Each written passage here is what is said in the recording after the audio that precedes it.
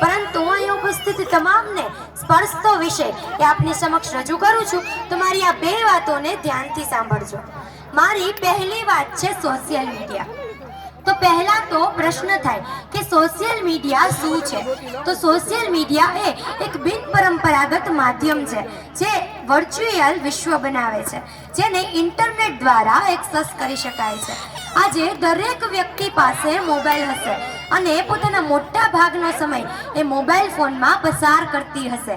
જો મોબાઈલનો સાચો ઉપયોગ કરો ને તો એ સ્વર્ગ સમાન છે, પરંતુ જો મોબાઈલનો ખોટો ઉપયોગ કરો તો એ નર્ક સમાન છે. વોટ્સઅપ, ફેસબુક, ઇન્સ્ટાગ્રામ, ટ્વિટર વગેરેનો ઉપયોગ કરતા તમામ વ્યક્તિઓને મારી વિનંતી છે કે જેમને તમે જાણતા નથી અને જેમનાથી તમે પરિચિત જ નથી એવા વ્યક્તિઓને તમારા મિત્ર ન બનાવો. કારણ કે આજે સોશિયલ મીડિયામાં કેટલાક વ્યક્તિઓ એ પોતાનું નામ બદલી અને ખોટી આઈડી બનાવીને કેટલીક દીકરીઓને પોતાની જાળમાં ફસાવે છે. છેવટે દીકરીએ પોતાની આબરૂ અને પોતાના પરિવારજનોની આબરૂ બચાવવા માટે આત્મહત્યા કરવા મજબૂર થવું પડે છે. માટે દરેક વ્યક્તિઓને વિનંતી છે કે તમારા અંગત ફોટો કે મોબાઈલ નંબર કોઈ અન્ય વ્યક્તિ સાથે શેર ન કરવા. આ ઉપરાંત આજે સોશિયલ મીડિયામાં અયોગ્ય સામગ્રીની એક્સેસ, સાયબર રૂમિંગ, ફ્રોડ વગેરે જેવા કેસો પણ બનતા હોય છે, જેનાથી આપણે સાવધાન રહેવું જોઈએ. અને મારો આજનો બીજો અને મહત્વનો મુદ્દો છે શિક્ષણ. આજના સમયમાં શિક્ષણ એ ખૂબ જ આવશ્યક છે. આપણે જોઈએ છીએ કે દરેક પરિવારની એક ઈચ્છા હોય છે કે પોતાના બાળકો એ ખૂબ જ સારું ભણે અને ખૂબ જ સારી નોકરી મેળવે, પરંતુ સમાજના દરેક પરિવારની આ ઈચ્છા એ પૂરી નથી થતી. આનું કારણ એક જાણવાનો વિષય છે. શિક્ષણરૂપી રથના પાયાના જો કોઈ પૈડા હોય ને તો એ માતા પિતા છે. જ્યારે દીકરો કે દીકરી એ ભણીને ગ્રેજ્યુએશન પૂર્ણ કરે છે ત્યારે તે 21 થી 22 વર્ષના થઈ જાય છે. ત્યારે એમના માતા પિતાને તેની ઉંમરની ચિંતા થાય છે કે આપણું બાળક હવે મોટું થઈ ગયું છે, હવે આપણે તેમના લગ્નનો વિચાર કરવો જોઈએ. અને પરિણામે દીકરી કે દીકરાના લગ્ન કરવામાં આવે છે અને તેમને લગ્ન ગ્રંથિથી જોડી દઈએ છીએ આપણે, અને જેનાથી તેના પર સંસારની જવાબદારી પણ આવી જાય છે અને પરિણામે તે પોતાના કેરિયરના ટ્રેક પરથી ઉતરી જાય છે અને પોતાના કેરિયર મુજબ કંઈ જ કરી શકતો નથી. આપણા સમાજમાં એવા ઘણા બાળકો છે કે જેઓ ભણવામાં તો ખૂબ જ હોશિયાર છે, પરંતુ એમના માતા પિતાની આર્થિક સ્થિતિ એવી નથી કે જે તેમના બાળકોને ભણાવી શકે. તો આ તકે હું સમાજને કહેવા માંગીશ કે આવા બાળકો માટે આપણો સમાજ આગળ આવે. જ્યારે હું એક પ્રગતિશીલ સમાજની વાત કરતી હોઉં ત્યારે એક પ્રગતિશીલ સમાજ ત્યારે જ બની શકે જ્યારે તેમના પાયામાં શિક્ષણ હોય. આજે એવા ઘણા સમાજ છે કે જેઓ સમૂહ લગ્નની સાથે સાથે પોતાના સમાજના બાળકોના ઉત્થાન માટેના પણ કાર્યો કરે છે, જેમ કે સંકુલો બનાવે છે, જીપીએસસી, યુપીએસસી જેવી કોમ્પિટિટિવ એક્ઝામ માટેના કોચિંગ સેન્ટરો ચલાવે છે. આપણા સમાજમાં એ નહીવત છે તો એમના માટે આપણા સમાજે આગળ આવવું પડશે. સાથે સાથે હું એમ પણ કહેવા માંગીશ કે ઘણી વખત એવું બનતું હોય છે કે દીકરો એ પોતાના કેરિયર મુજબ કંઈ જ ન કરી શકે ત્યારે આપણા જ સમાજના અન્ય વ્યક્તિઓ તેમને કહેતા હોય છે કે તમે ભણીને શું કરી લીધું?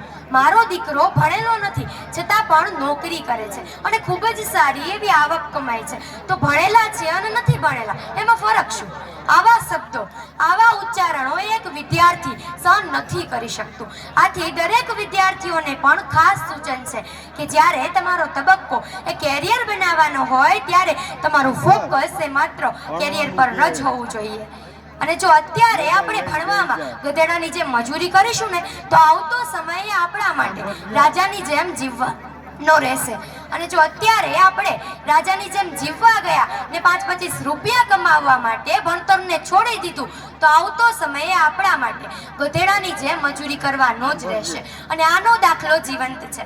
આજે ભણેલી દીકરીઓ તો ઘણી બધી હોય છે, પરંતુ એમના સંબંધો બાંધવા માટે એવા ભણેલા દીકરા એ આપણા સમાજમાં મળવું ખૂબ જ અઘરું છે. કારણ કે આપણે આપણા યુવાનોને ઝડપથી કમાતો થાય એ દિશા તરફ વળ્યા છીએ. આ માટે તેમની આસપાસનું વાતાવરણ, ભૌગોલિક પરિસ્થિતિ અને ફ્રેન્ડ સર્કલ જવાબદાર છે. તો આ બંનેના સમન્વય સાધવા માટે જો દીકરી ભણતી હોય તો દીકરાને પણ ભણવું જ પડશે. જો દીકરો ભણેલો હશે તો પોતાના સમાજને ઉપયોગી બનશે અને પોતાના સમાજની પ્રગતિમાં પણ ક્યાંક અંશે તેમનો ફાળો હશે. આથી જ્યારે બાળક ભણતું હોય ત્યારે એમના માતા પિતાને તેની ચિંતા થવી જોઈએ અને સમાજને પણ તેની ચિંતા થવી જોઈએ. પ્રગતિશીલ સમાજના પાયાનું સોપાન આપણાથી જ શરૂ કરીએ.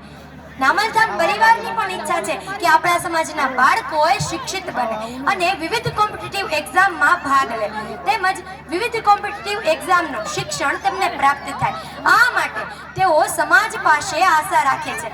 તો આ તકે હું આપણા સમાજના સમૃદ્ધ અને શિક્ષિત વ્યક્તિઓને કહેવા માંગીશ કે બાળકોના ઉજ્જવળ ભવિષ્ય માટે આપ આગળ આવો. કહેવાય છે ને કે કહેનાર તો અનેક હોય છે પણ કરનાર કોઈ જ નથી હોતું. કહેનાર તો અનેક હોય છે પણ કરનાર કોઈ જ નથી હોતું. સૂચનો તો અનેક મળે છે પરંતુ સૂચનોનું અમલ કરનાર કોઈ નથી હોતું. હું એમ કહું કે સમાજના પદાધિકારીઓ છે, ટ્રસ્ટ બનાવેલું છે, તેમને આ કરવું જોઈએ તેવું નથી, પરંતુ સમાજના દરેક નાગરિકની, દરેક વ્યક્તિની ફરજ છે માત્ર સૂચનો આપીને છટકી જઈએ એવું નહીં, પરંતુ આપણે જે સૂચનો આપેલા છે તે અંગે આપણે શું કરી શકીએ તે માટે આગળ આવો.